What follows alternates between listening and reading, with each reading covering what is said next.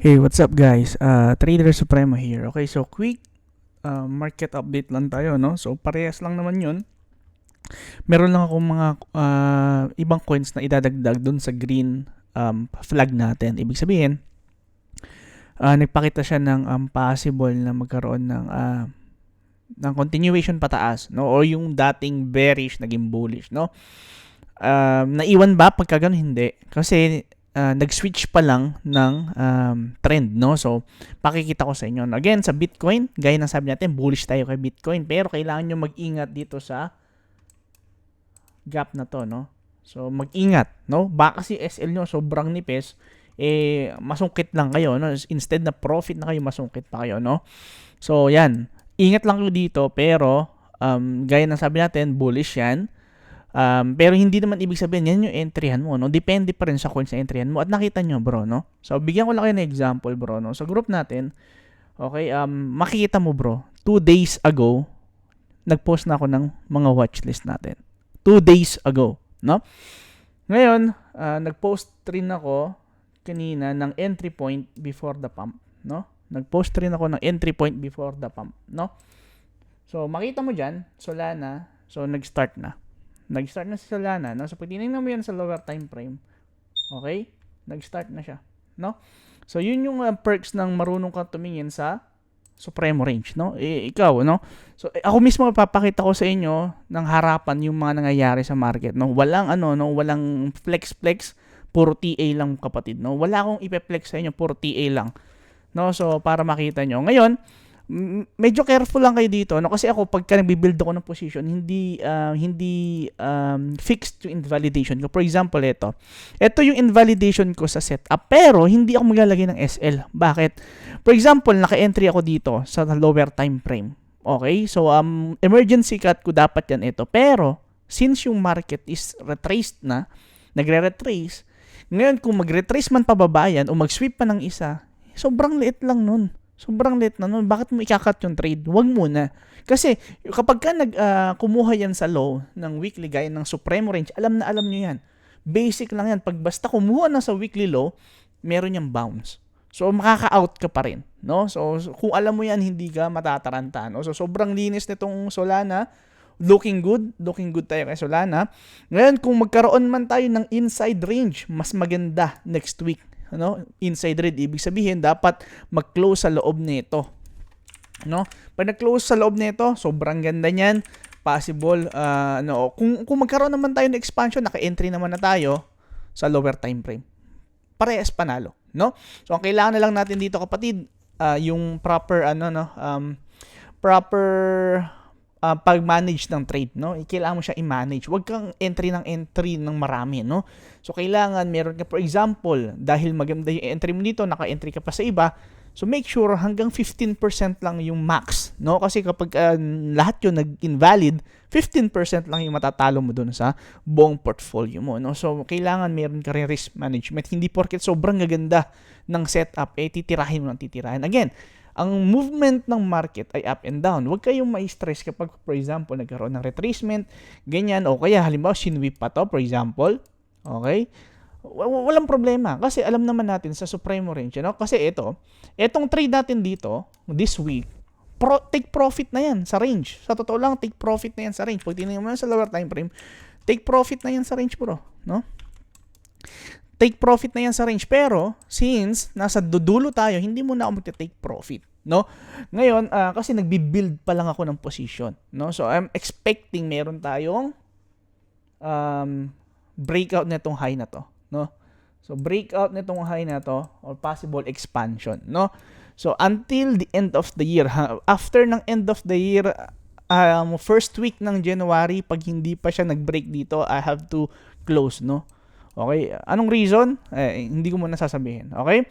So, maganda tayo kay Sol, no? Maganda, no? So, profit na tayo kay Sol. So, kung sakali man mag-break to, hindi ko siya i-stop, hindi ko siya i-cut.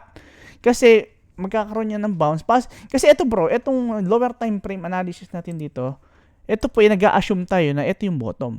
Ngayon, kung for example, nag-close siya sa loob nito ngayon, mas maganda. Pag nag-close yun, possible confirm, sa weekly, meron na tayong trend pataas. Ngayon, hindi mo sasaluhin yung pababa.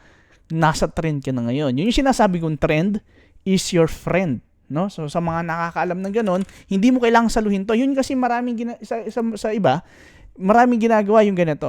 Yung ginaganyan, bro, sinasalo mo yung ilalim. Sinatry mo siya lang saluhin without confirmation na magkakaroon ng. Maganda yun.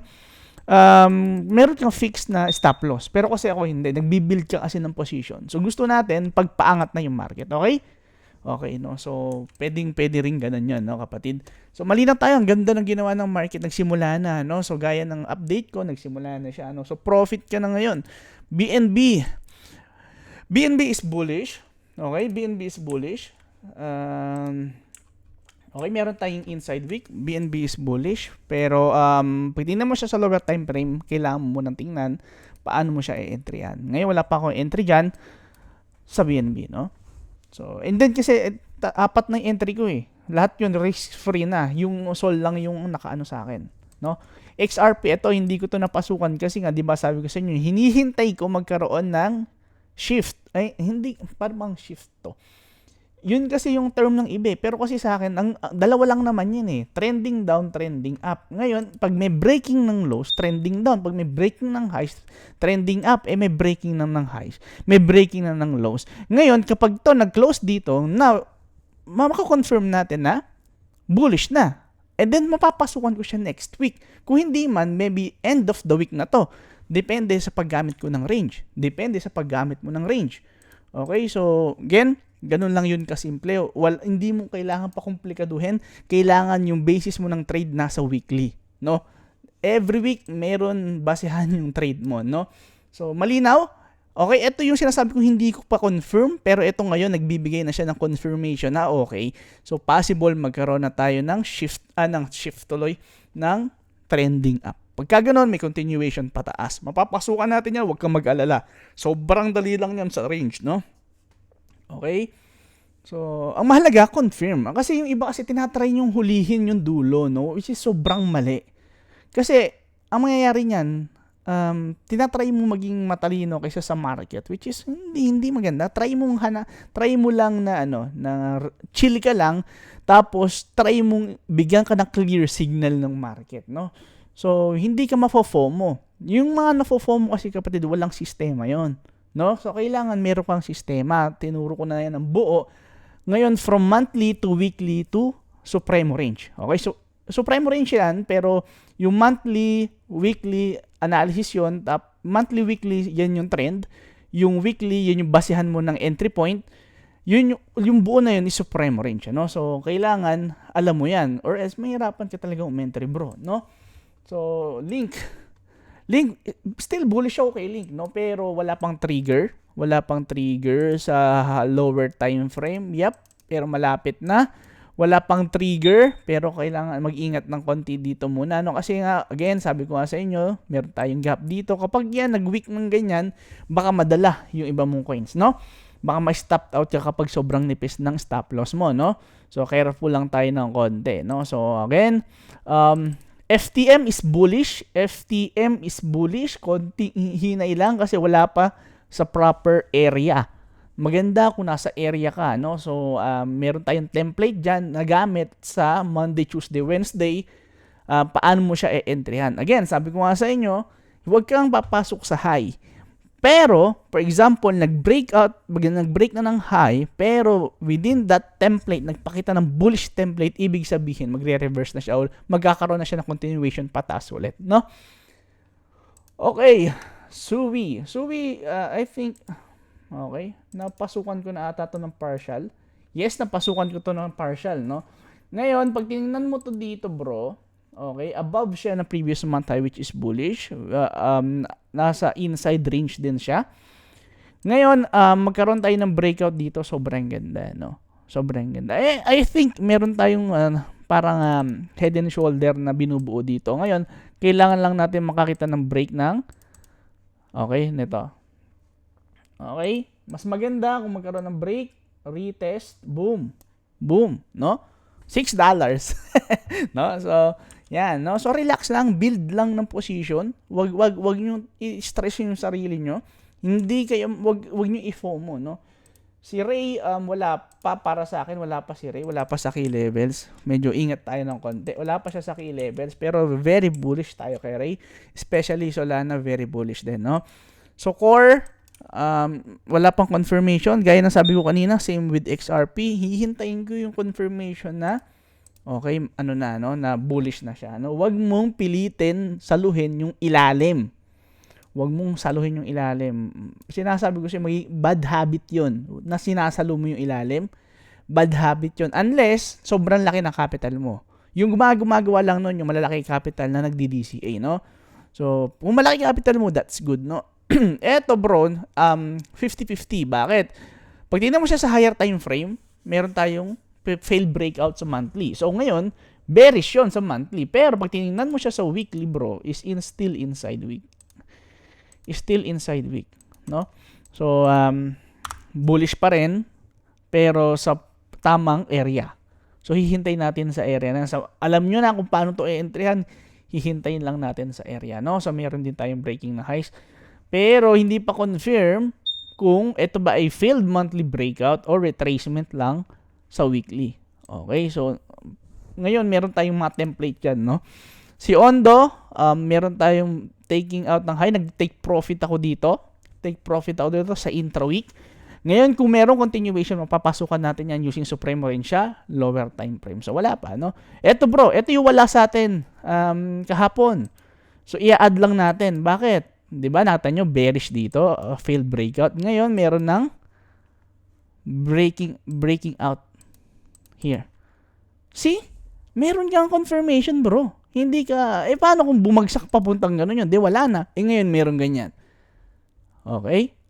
So, confirm ngayon, mapapasukan ko. Pero, syempre, ang daling pasukan yun. Pero, hintayin mo yung range.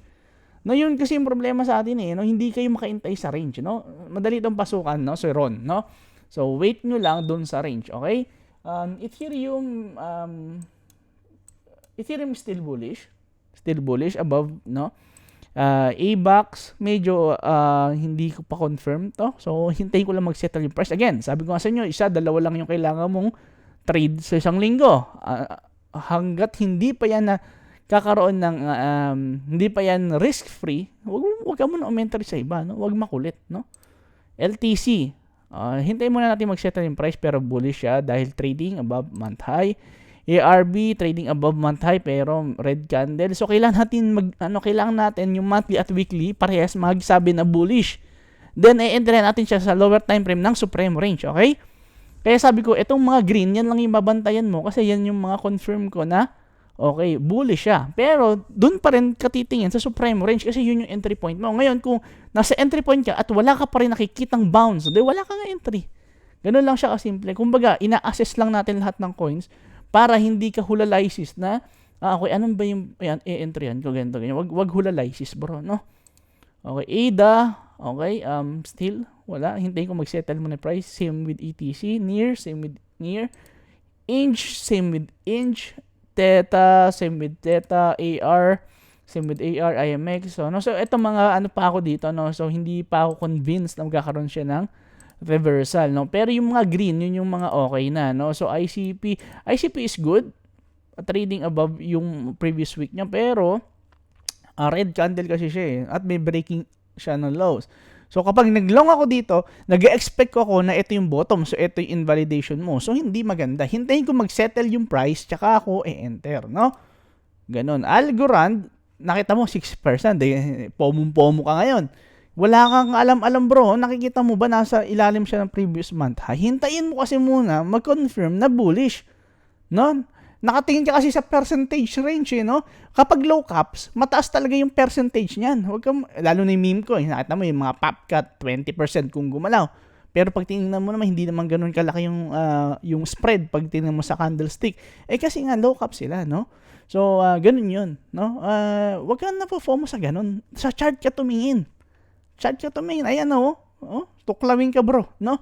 So, hintayin mo, mag-confirm na yung market paangat. No? Huwag mong unahan. Hindi ka magaling, no? Ako, hindi rin magaling. Huwag mong unahan, no? Hintayin mo yung market magsabi, eto na, anak. Maglolong ka na kasi pinakita ko na sa'yo, huwag kang engot. Dahil tapos, no? Hindi yung uunahan mo, no? Okay? So, malinaw tayo doon? Malinaw tayo doon, no? So, yun lang mga kapatid, yun lang yung update natin ngayon. So, okay, so hopefully may mga profit na dito, no? So, nag-post din ako ng entry kanina doon sa may private group. So, mga hindi wala pa, no? Try nyo. Ngayon, again, sinasabi ko sa inyo, mag-ingat kayo dito. Okay? Baka maglagay kayo ng entry kasi nga ganadong-ganado kayo sa mga pinagsasabi ko. Mag-ingat kayo. Kasi usually kapag ganyan, binabalikan yan. No? Paano kung balikan yan? Sunog ka dyan. No? Pero tandaan nyo, halimbawa for example, na kay Solana. Halimbawa, nag-sweep pa ulit nag-retrace papunta dito. Na ganyan. At ang linaw. Then, mas malinaw pa ngayon. Mas malinaw pa ngayon. Iba kasi kapag ganyan, ina-out. Paano kung ganyan yung ginawa? Mas malinaw ngayon yan. Mas ganado tayo ngayon yan. Diba? Okay, so ganun lang. Ngayon, kung i-break man to, previous week low yon. So, alam naman natin magbabounce yun. Huwag mo i-close. Sabi ko nga sa inyo, sa lower time pa rin pala to. Ito yung previous week low. Hindi mo yan i-close. Bakit? Halimbawa, ito yung entry point mo. Gaya ng turo ko sa Supremo Range. Ito yun. So, ito lang kalit yung SL mo. Hindi mo lalagyan ng emergency cut. Kasi kapag ka nag-sweep yan, aangat yan. No? Pupunta yan sa previous week mid, tsaka siya babagsak ulit kung hindi pa yun yung bottom. Pero kapag kayo nagkaroon ng inside wick, tsaka pa lang siya angat na pa ganun, no? Okay? Okay, no? So, relax na. Lahat yan mapapasukan mo. Huwag ka lang ma-FOMO. Huwag ka lang ma-FOMO. Okay? Every week may entry. Huwag ka ma-FOMO, no? So, yun lang kapatid. One trade hanggat hindi risk-free, huwag mong ipe-trade, no? Huwag greedy, wag rin ganid, no? So, yun lang mga kapatid, yun lang muna update natin at may entry naman na tayo, papahinga lang muna tayo, no? At bukas marami pa tayong gagawin. So, yun lang muna kapatid, maraming salamat sa pakikinig. So, sa mga hindi pa nakasubscribe, so subscribe, notifications on para lagi kayong na ma-alerto kapag nag-post ako ng video. So, yung video po para sa mga beginner ng exchange at ng mga basic tutorials, i-upload ko po yan soon, no? So, relax lang po kayo, tune in lang kayo dito sa mga videos natin para nakikita nyo kung paano tayo mag-analyze, no?